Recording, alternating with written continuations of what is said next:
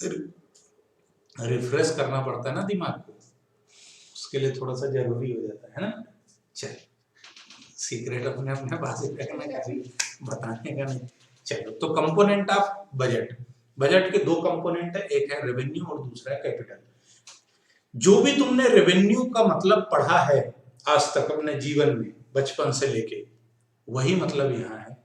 11th 12th account में जो तुमने रेवेन्यू का मतलब पढ़ा होगा वही है, और कैपिटल का मतलब जो पढ़ा है वही है। कैपिटल मतलब लॉन्ग टर्म और रेवेन्यू मतलब शॉर्ट टर्म, ठीक है। तो revenue budget, it deals with the revenue aspect of the government budget. It explains how revenue generated are controlled, collected by the government and how it is allocated among various expenditure heads. Revenue budget has two parts, revenue receipt और revenue expenditure. Government जो भी collection होता है उसका revenue का पैसा आता जाता है, ठीक है, तो वो बताती है कि कितना हमको revenue. Budget is the statement of estimated revenue receipt and estimated revenue expenditure during a fiscal year. एक साल में कितना रेवेन्यू रिसिप्ट होगा और कितना रेवेन्यू एक्सपेंडिचर होगा। रेवेन्यू मतलब जिसका benefit with in an accounting year मिलता है, ठीक है, यानी नॉर्मल ऑपरेशन की चीजें मेंटेन करने वाली। गवर्नमेंट बजट क्या है, देखो, बजट के दो कंपोनेंट, रेवेन्यू और कैपिटल। फिर रेवेन्यू के दो कंपोनेंट, रेवेन्यू रिसिप्ट और रेवेन्यू एक्सपेंडिचर। अभी गवर्नमेंट बजट के भी दो कंपोनेंट होते हैं, कौन सा, कैपिटल रिसिप्ट और कैपिटल एक्सपेंडिचर, ठीक है। और capital budget is the statement of estimated capital receipt and capital expenditure during the fiscal year. The component of budget can also be categorized as budget receipt और budget expenditure, ऐसा भी बोल सकते हो। तो बजट रिसिप्ट क्या होती है, ये budget receipt refers to the estimated money receipt of the government from all sources during a given fiscal year। Budget receipt मतलब सारे सोर्सेस से, चाहे रेवेन्यू सोर्स हो चाहे कैपिटल सोर्स हो, दोनों सोर्सेस का जो टोटल रिसीव हुआ साल भर में गवर्नमेंट को, वो क्या कहलाता है, बजट रिसिप्ट। बजट रिसिप्ट के दो पार्ट हुए, कैपिटल रिसिप्ट और रेवेन्यू रिसिप्ट। रेवेन्यू रिसिप्ट में क्या क्या चीजें आती हैं, वेरी इंपॉर्टेंट, टैक्स रेवेन्यू और non tax revenue. Tax revenue मतलब डायरेक्ट टैक्सेस जैसे इनकम टैक्स और कारपोरेट टैक्स, और इनडायरेक्ट टैक्स में क्या है, जीएसटी, कस्टम ड्यूटी एटसेट्रा। ये क्या होता है अभी हम समझेंगे। नॉन टैक्स रेवेन्यू, इंटरेस्ट, ब्याज, profit and dividend, fees, licence fees, fitness and fines and penalties. उसके बाद कैपिटल रिसिप्ट में बोरोइंग, रिकवरी ऑफ लोन और अदर रिसिप्ट। बोरोइंग्स में states, gift and grant, forfeiture, special assessment, ठीक है। एक एक पॉइंट डिस्कस करते हैं, ये इमेज बना के रखना कि ये तुम्हारा रिसिप्ट है। तो revenue receipt, revenue receipt refers to those receipts which neither create any liability nor cause any reduction in the asset of the government।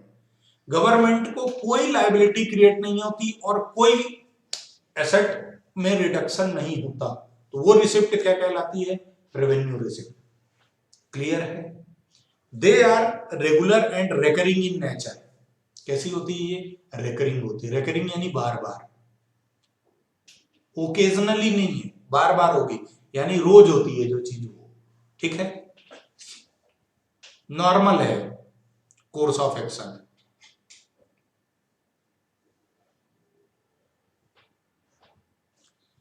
A receipt is revenue receipt if it satisfy the following two condition। दो essential condition है, neither create liability nor reduces assets।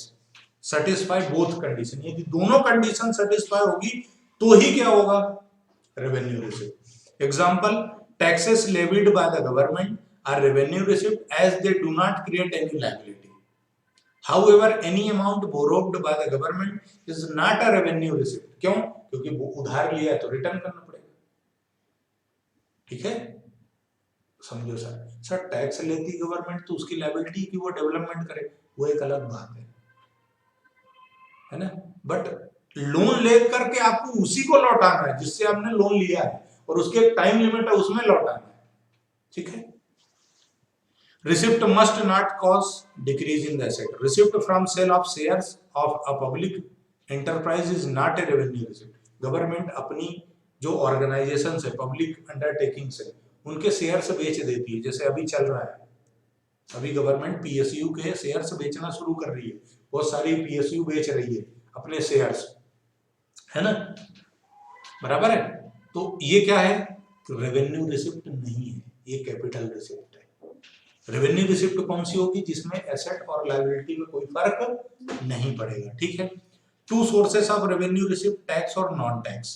Tax में क्या है, देखो tax का मतलब क्या होता है, कर। हिंदी में टैक्स का मतलब क्या होता है, कर, और कर का समानार्थी शब्द क्या है, हैंड, हाथ। तो गवर्नमेंट के दो हाथ हैं, काहे के लिए, कमाने के लिए, एक डायरेक्ट टैक्स और दूसरा इनडायरेक्ट टैक्स। डायरेक्ट टैक्स का मतलब क्या है, वो टैक्स जो डायरेक्टली इंपोज होता है इनकम पर या प्रॉपर्टी पर, जो आपके इनकम पर लगेगा, आय पर, जो आप कमाते हो उस पे, या फिर जो आपके पास प्रॉपर्टी है उस पे, और आप अल्टीमेट बर्डन पेयर पर होगा। अल्टीमेट बर्डन उसी पर होगा जो बंदा उसको चुकाएगा, पे करेगा, बराबर है। इनडायरेक्ट टैक्स मतलब वो टैक्स है जो गुड्स एंड सर्विसेज पे लगते हैं। इनडायरेक्ट टैक्स मतलब वो टैक्स जो गुड्स एंड सर्विसेज पे लगते हैं, पेमेंट कोई और करता है पर बर्डन किसी और पे होता है। मतलब फोन चार्जिंग पे पेमेंट मैंने लगाया, चार्ज तुम्हारा हो गया, तो इनडायरेक्ट है। ठीक है। हेलो पापा, मैं कोचिंग। तो देखो डायरेक्ट और इनडायरेक्ट टैक्सेस क्लियर है, क्लियर है। इनडायरेक्ट टैक्सेस के किस पर इंपोज होता है, गुड्स एंड सर्विसेज पे।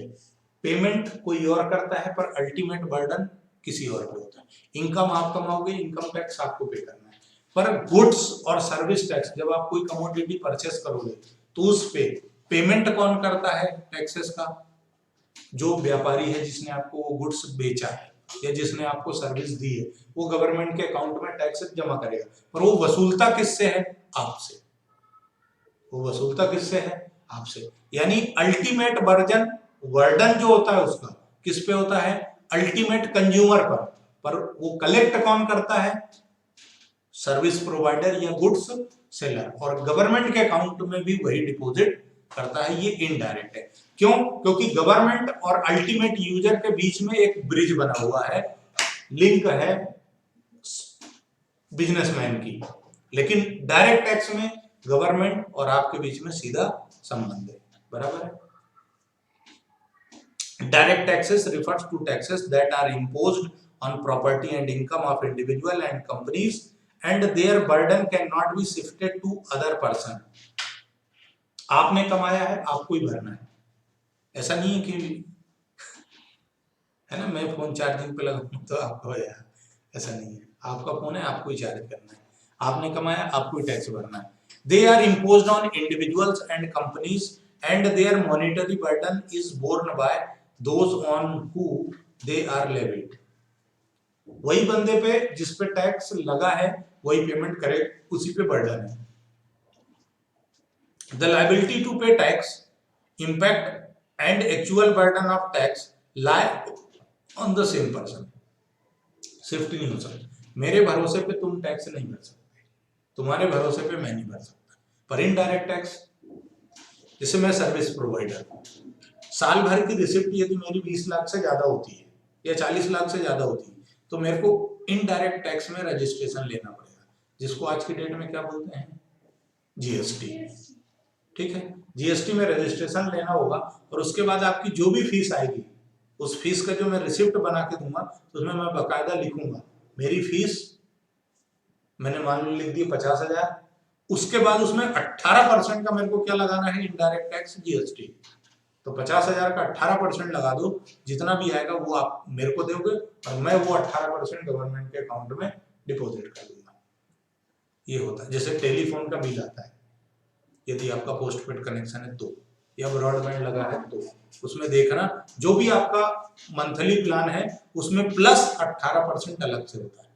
सर नहीं है, कोई बात नहीं, तुम प्रीपेड तो रिचार्ज कराते हो ना, जब प्रीपेड रिचार्ज कराते हो तो उसमें मैसेज आता है, 79 का पैक डालते हो ना, उसमें लिखा आता है कि जीएसटी के इतने रुपए, है ना, जितने भी बनते हैं। बराबर है, आगे बढ़े, क्लियर है क्या? They directly affect the income level and purchasing power of people and help to change the level of aggregate demand in the economy. Example: income tax, property tax, interest, wealth tax, death duty, capital gain tax, etc. ये सारे के सारे क्या है? Direct taxes. Done. अच्छा, wealth tax is no longer applicable from the financial year 15-16 से मोदी जी ने इसको वेल्थ टैक्स को खत्म कर दिया कि बस टैक्स में ही हम तो लूट लेंगे, आप चिंता ही मत करो, है ना। सिर्फ देखो, कभी भी गवर्नमेंट ने यदि आपको फ्री प्रोवाइड किया है ना, तो कहते हैं कि कान चाहे आप ऐसे पकड़ो, चाहे ऐसे पकड़ो, चाहे ऐसे पकड़ो, वसूली तो कहीं ना कहीं आपसे ही होगी, क्योंकि गवर्नमेंट पैसा कहाँ से लाएगी, और नहीं लाएगी तो डेवलपमेंट के काम कैसे होंगे, सीधी सी बात है ना। तो आपको कोई चीज फ्री में मिल रही तो समझ लेना इसकी वसूली किसी दूसरे रूप से होगी।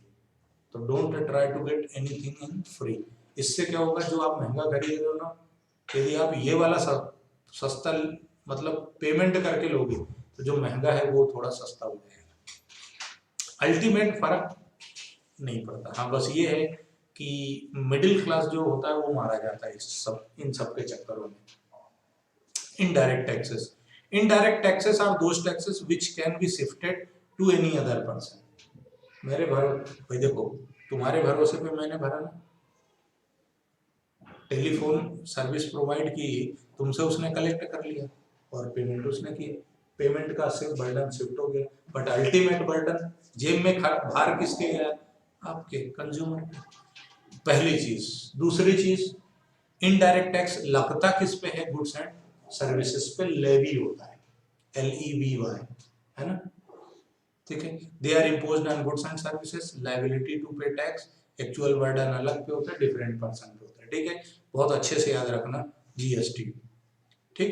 एग्जांपल क्या है इनडायरेक्ट टैक्सेस के? Goods and service tax, GST, basic custom duty BCD, central excise and VAT on petro products, excise on liquor, electricity duties, stamp duties, securities transaction tax, property tax, entry tax and toll tax, ये सब indirect है। एक चीज तुम नहीं समझते बेटा, stamp duty समझते हो? मकान खरीदते हैं, पर प्रॉपर्टी खरीदते हैं तो जो टिकट चिपकता है, स्टाम्प ड्यूटी। फिर security transaction tax, STT, security transaction tax, समझते हो क्या?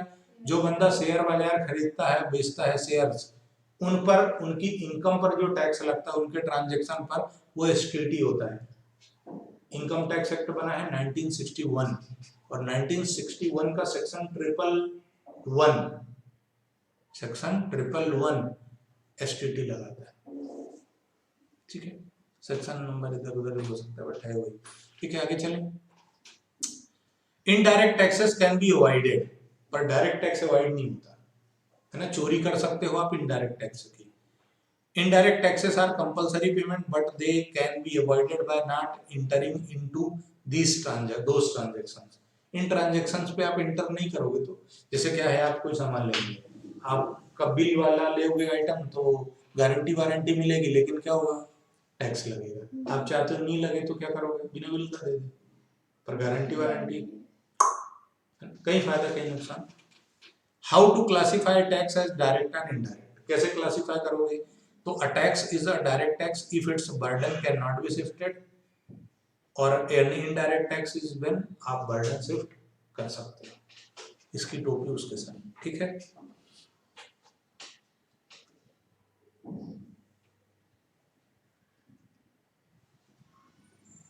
Items categorised as direct and indirect tax, तो क्या क्या आते हैं? बहुत अच्छे से ध्यान रखना। कारपोरेशन टैक्स, कारपोरेशन टैक्स मतलब कंपनियों पे जो टैक्स लगता है वो। गुड्स एंड सर्विस टैक्स, जो गुड्स और सर्विसेज पे लगता है। इनकम टैक्स, जो आपकी इनकम पे लगता है। और कैपिटल गेन टैक्स मतलब जब आप कैपिटल कोई एसेट बेचते हो, उसमें आपको प्रॉफिट होता है, आपने मकान बेच दिया, उस पर प्रॉफिट हुआ, उस पर टैक्स लगता है, वो कहलाता है कैपिटल गेन टैक्स। यानी फिक्स्ड एसेट्स को सेल करने पे जो प्रॉफिट होगा, उस प्रॉफिट पर जो टैक्स लगा है वो क्या कहलाता है? Capital gain tax. लेकिन एक चीज ध्यान रखना बेटा, यदि कोई प्रॉपर्टी आपने बिजनेस की बेची जो आपके बिजनेस की है, तो उस पर कैपिटल गेन टैक्स नहीं लगता, क्योंकि वो बिजनेस के लिए था इसलिए, ठीक है। मतलब आप और हम इंडिविजुअल पर्सन यदि कोई फिक्स्ड एसेट्स बेचे तो उस पर जो टैक्स लगेगा वो जो बिजनेस में यूज होता है उसका ट्रीटमेंट अलग तरीके से होता है, ठीक है। आगे बढ़े। मतलब आज तो मेरा एकदम फेवरेट एरिया पढ़ रहे हो और जो तुमको पूछना है वो पूछ सकते हो, कोई समस्या नहीं होगी। नॉन टैक्स रेवेन्यू, टैक्स वाले क्लियर हूं तो नॉन टैक्स रेवेन्यू शुरू करें। नॉन टैक्स रेवेन्यू का क्या मतलब है? वो रेवेन्यू गवर्नमेंट का जो टैक्सेस से नहीं आता बल्कि दूसरी चीजों से आता, जैसे इंटरेस्ट। इंटरेस्ट का मतलब government receive interest on loans given by it to the state government, union territory, private enterprises and general public. Interest received from these loans is an important source of non-tax revenue. Government ने यदि state government को loan दिया, central government ने state government को loan दे दिया, उस पर जो पब्लिक को लोन दे दिया, जो प्राइवेट सेक्टर को लोन दे दिया गवर्नमेंट ने, उस पर जो ब्याज मिलेगा वो क्या? इंटरेस्ट गवर्नमेंट की इनकम। प्रॉफिट्स एंड डिविडेंड, देखो गवर्नमेंट के पास भी शेयर होता है दूसरी कंपनियों के, जैसे LIC, भेल, इंडियन रेलवे, इनके शेयर, ये जो प्रॉफिट अर्निंग करती है इनमें से उस प्रॉफिट को क्या होता है? शेयर होल्डर को बांट देती है, और जो शेयर होल्डर को प्रॉफिट बांटा जाता है वो क्या कहलाता है? डिविडेंड कहलाता है, ठीक है। फीस गवर्नमेंट, आप कोई भी काम करते हो तो फीस लगती है, कैसे?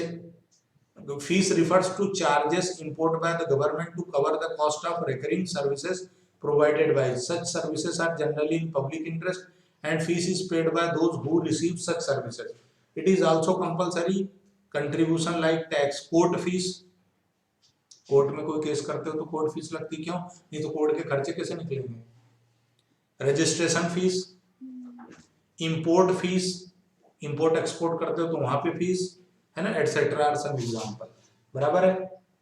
उसके बाद लाइसेंस फीस, आपने गन का लाइसेंस लिया, फैक्ट्री का लाइसेंस लिया, है ना, ड्राइविंग लाइसेंस बनवाया, licence fees. Fees and penalty, बिना हेलमेट के निकल गए, आजकल बिना मास्क के निकल गए, फीस और पेनाल्टी मतलब जुर्माना, है ना, जो अब आपने लॉ एंड ऑर्डर को फॉलो नहीं किया उस टाइम पर आपको पेमेंट करना पड़ा, नो पार्किंग में गाड़ी पार्क कर दी, पेनाल्टी। टाइम ड्यू डेट था, उस ड्यू डेट के बियॉन्ड आपने काम किया, पेनाल्टी, क्लियर है। स्टेट्स क्या होता है? It refers to claim of the government on the property of a person who dies without living behind any legal heir और विल। कोई एक्स नाम का बंदा है, उसके आगे पीछे कोई नहीं, निपट गया वो, उसमें गवर्नमेंट का राइट होता है। यदि उसकी वो नहीं बनी है तो वसीयत, इसको विल बोलते हैं। यदि उसकी मतलब उसने अपनी वसीयत नहीं बनाई, ये लिख के नहीं गया वो कि मेरे जाने के बाद ये किसका है, तो फिर किसका है? जो किसी का नहीं है वो गवर्नमेंट है। डन। गिफ्ट एंड ग्रांट, देखो सरकार को गिफ्ट भी मिलता है लोगों से, जैसे कोरोना में बहुत सारा PM केयर फंड में लोगों ने डोनेशन दिया, है ना, तो ऐसे गिफ्ट भी मिलता है, विदेशों से भी मिलता है, फॉरेन कंट्री से भी गिफ्ट मिलता है,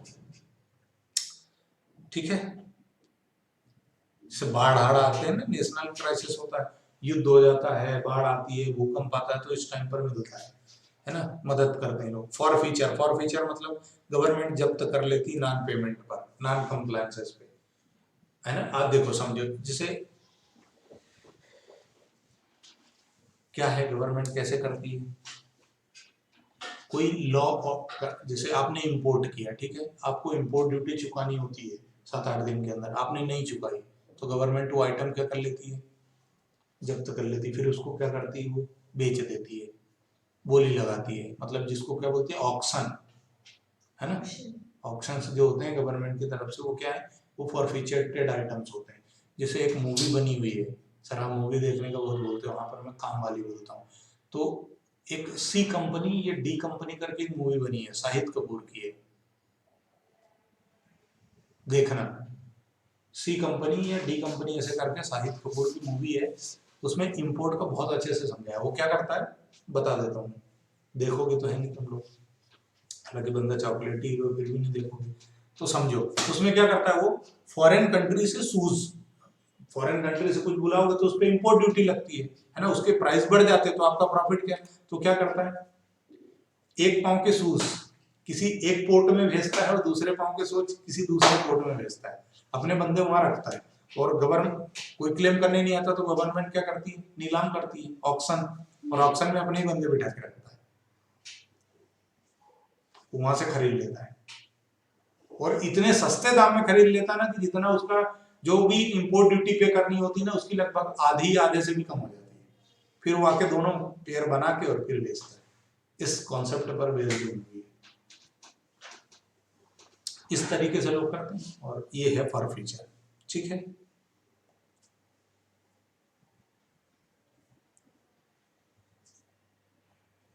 उसके बाद स्पेशल असेसमेंट। स्पेशल असेसमेंट मतलब if it refers to the payment made by owner of those properties whose value has appreciated due to developmental activities of the government. For example, if the value of a property near a metro station has increased, then a part of developmental expenditure is recovered from the owner of such property. यार उसकी क्या गलती थी यार, जैसे metro निकल रही है इंदौर टू भोपाल, है ना, इसके आजू बाजू के जो लोग हैं उनका वैल्यूएशन बढ़ जाएगा, उनकी प्रॉपर्टी की वैल्यू बढ़ जाएगी, तो गवर्नमेंट क्या करेगी, उनसे स्पेशल टैक्स लेगी, ऐसा स्पेशल असेसमेंट। ठीक है, बराबर है। अब तुम्हारे मन में ये आना चाहिए सर गवर्नमेंट इतना लेती क्यों है, देती भी तो है, और लेगी नहीं तो देगी कैसे, फैसिलिटी आपको कैसे मिलेगी। सर अब जैसे वो अतिक्रमण वगैरह जो होता है, हाँ तो उसमें तो अपने घर जाते हैं ना, तो पर अपने को तो उसका कुछ भी नहीं मिलता। हाँ तो वो गलत किया ना आपने, लॉ एंड ऑर्डर फॉलो नहीं किया तो आपको क्या लगी, पेनल्टी। आपने क्यों जबरन में कब्जा क्यों किया, खरीदा क्यों नहीं था, गलत तो गलत है ना। लैंड ऑर्डर को फॉलो नहीं करोगे तभी तो क्या होगा, पेनल्टी लगेगी, फॉरफीचर होगा, है ना। अच्छा योगी जी क्या करते हैं, बुलडोजर लेके जाते हैं, साथ में टाइपराइटर लेके जाते हैं, मतलब गिराने का जो खर्चा होता है ना वो भी वसूलता है बंदा, मतलब ऐसा प्रशासन होना चाहिए। जबरन में कब्जा किया ना, घर गिरा और गिराने का खर्चा भी तुमसे ही, भाई तुमको नोटिस दे दिया ना, खाली कर दो, डन। कैपिटल रिसिप्ट हम चलो कैपिटल रिसिप्ट देख लें, हाँ देख ही लेते। तो रेवेन्यू रिसिप्ट क्या थी, जो आपके लायबिलिटी और एसेट को इफेक्ट नहीं करती, वो रेवेन्यू थी। तो कैपिटल रिसिप्ट क्या होगी, जो आपके एसेट और लायबिलिटी पर फर्क आएगा, इफेक्ट आएगा, या तो इस रिसिप्ट से या तो आपकी लायबिलिटी क्रिएट होगी या फिर एसेट रिड्यूस होगी। तो वो रिसिप्ट क्या कहलाए, एक बार ध्यान रखना फिर से, लायबिलिटी क्रिएट होगी और एसेट डिक्रीज होगी, ये ध्यान रखना, लायबिलिटी क्रिएट होगी और एसेट रिड्यूस होगी, एसेट इंक्रीज नहीं होगी, है ना, इंक्रीज करोगे तो एक्सपेंडिचर हो जाएगा। रिसिप्ट मतलब एसेट कम, भाई सीधी सी बात है यार, एसेट बेचोगे तो पैसा आएगा, एसेट बढ़ने का क्या मतलब है, आपने उसको खरीद लिया, पर कम होने का क्या मतलब है, आपने उसको सेल कर दिया, डन। छोटा है कोई बात नहीं। तो कैपिटल रिसिप्ट में क्या गया, ये अपन ने दो कंडीशंस पढ़ ली है ना। Sources of capital receipt, borrowing, government ने क्या किया, लोन ले लिया, किसी से भी ले सकती है, फॉरेन कंट्री से भी ले सकती है, वर्ल्ड बैंक से ले सकती है, इंटरनेशनल मॉनेटरी फंड IMF से भी ले सकती है। फिर इस लोन की रिकवरी, मान लो गवर्नमेंट ने किसी को लोन दे दिया तो इस लोन की रिकवरी करेंगे, तो क्या होगा, लोन जब दोगे तो एसेट है और उसकी रिकवरी करोगे तो क्या है, रिडक्शन इन एसेट, है ना।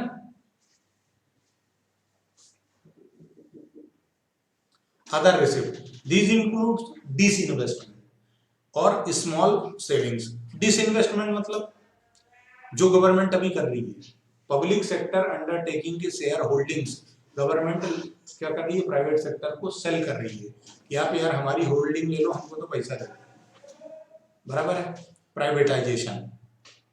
They are termed as capital receipt as they reduce the assets of the government. मालिकाना हक खत्म हो रहा है ना गवर्नमेंट का, तो ये क्या कहलाएगा, बराबर है। Small saving refers to the fund raised from the public in the form of post office saving. Government post office में सेविंग करती है, हालांकि उस पर इंटरेस्ट देती है, तो वो क्या कहलाता है? Debt creating versus non debt creating capital receipt. Debt creation क्या होता है ये समझो। Debt creating capital receipt, these are the capital receipts which create debts for the government। Debt यानी उधारी, तो डेट क्रिएटिंग कैपिटल रिसिप्ट मतलब आपने लोन ले लिया तो वो क्या है? Net borrowing by the government from any source is an example of debt creating capital receipt. Debt मतलब उधारी, क्रिएटिंग मतलब आपने लिया है लोन, क्रिएट कर लिया, तो कैपिटल रिसिप्ट होगी, सीधी सी बात है, लॉन्ग टर्म के लिए आया है ना, तो कैपिटल रिसिप्ट है। Non debt creating capital receipt, these are the capital receipt which do not create any debt or liability for the government, for example recovery of loan या फिर disinvestment, ये क्या होते हैं? Non debt creating receipt. Loan लिया तो क्या है? डेट क्रिएटिंग है। अच्छा, लोन आपने दे रखा था उसकी वसूली कर रहे हो, वो क्या है? Non debt creating. क्लियर है? रेवेन्यू रिसिप्ट और ये तो क्लियर है। हाउ टू क्लासिफाई, तो ध्यान रखना एसेट और लायबिलिटी, एसेट बढ़ रही है और लायबिलिटी एसेट रिड्यूस हो रही है और लायबिलिटी इंक्रीज हो रही है, तो क्या है? Capital receipt. और ऐसा नहीं है और फिर भी रिसीव हो रहा है, तो वो क्या है? रेवेन्यू रिसिप्ट है। डन, आगे बढ़ जाएं।